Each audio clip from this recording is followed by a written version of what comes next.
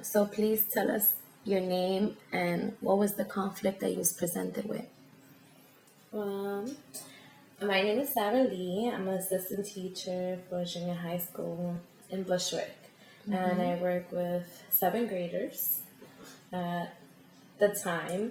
And being in that setting, I had a conflict. I have many conflicts with students, but there was one particular conflict that a student had.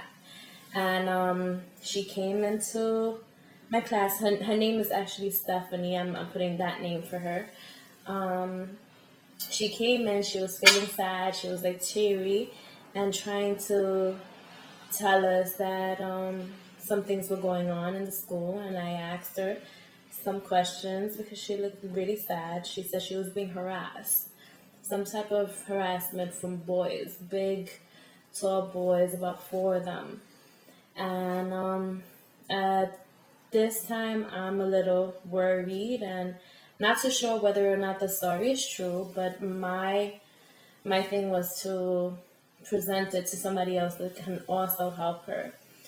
Um, it's a thing that she didn't tell to many people. She did confide in me, so I wanted other people to know so they can help also.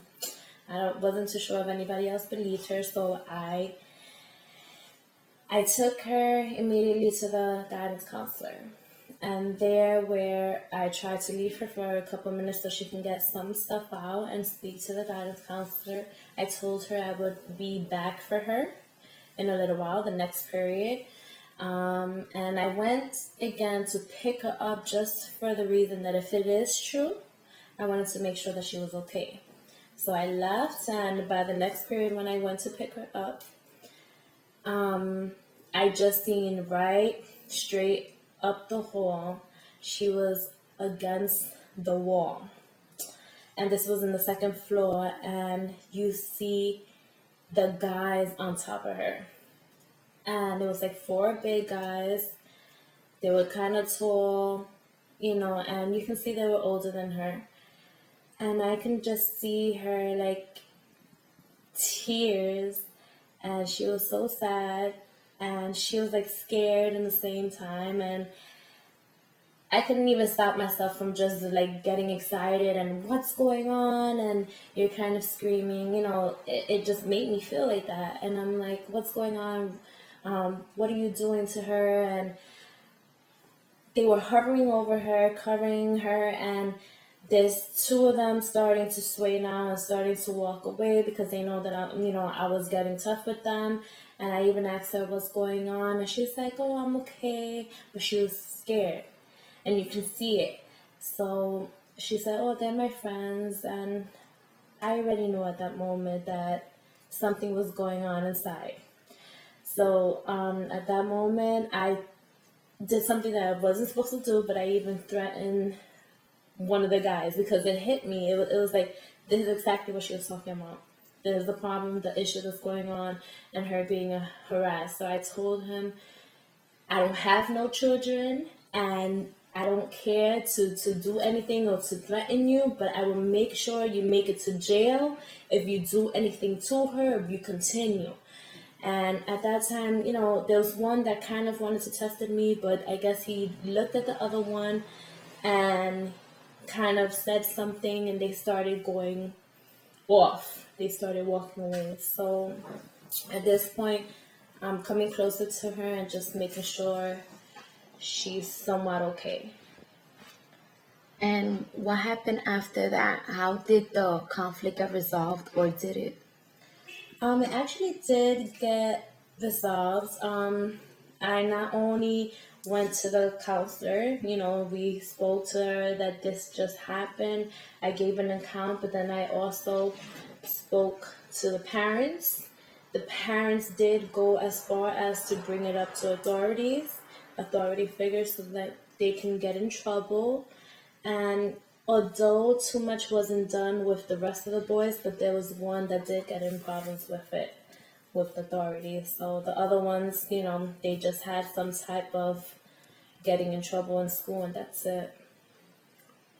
So are you satisfied with the outcome, or you think there was other ways that you could have handled it? I'm kind of satisfied to some point. You know, one of the biggest things um I it really bothered me with the whole situation was that they wasn't only on top of her. Like it's something that dramatized even me. She had a bag on her, and that bag had a wet condom. It had a Oh my dead God. rat, and it had some other garbage inside. And the thing is, to really think back at that, it was so big of a thing that you don't think anything else is really done to people to really have them pay for something, whether it's harassment, whether it was sexual harassment, whether it's just teasing her, because it's so disgusting and the act is something that you should pay for, but I'm sure they didn't pay the way they should have at that moment. So So how else do you think they should have got paid for what had happened? Any other punishments, or they should have got arrested, or what do you think should have happened? I actually think that maybe they should have opened cases against them Okay. and seen if there was anything else done in those couple years period, maybe the years that they were there, and also for the years to come. I think should have been harassment charge on all of them instead of the just one that was older, and just keep on keeping an eye on all these things. It's sad that it's only one or two people in schools that might keep an eye on these type of things. What happened to the girl? The girl went on. I've seen her a couple of years later, and she went to another school. That was the sad point of it. The way it was dealt with is that they moved her to a school, Wow. and it's so sad that any child has to go through things like this, and they have to be the one moved instead of the person that's doing the harm. You know, so. Well, thank you so much for sharing it. I know it must have been hard. It happened a couple of years ago, but I appreciate it. Thank you.